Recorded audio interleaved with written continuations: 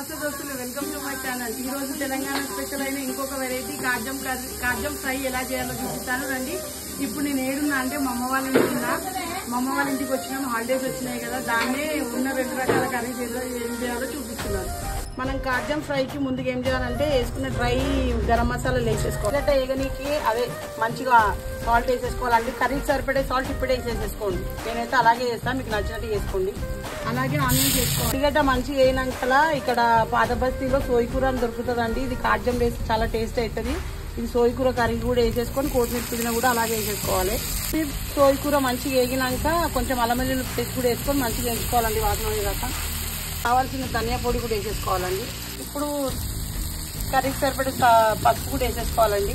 మంచిగా వేగినాక కడిగి పెట్టుకున్న కాజం కూడా వేసేసుకోవాలండి. మొత్తం కర్రీ మొత్తం దగ్గరికి అయినాక ఇప్పుడు లాస్ట్ గరం మసాలా వేసుకొని గ్యాస్ ఆఫ్ చేసుకోవాలండి. ఇది మన కాజం ఫ్రై రెడీ అయినట్టు. నచ్చితే లైక్, షేర్, సబ్స్క్రైబ్. కాజం మంచి నూనె వేగినాక మనకు కావాల్సినంత కారం పొడి వేసేసుకోవాలండి.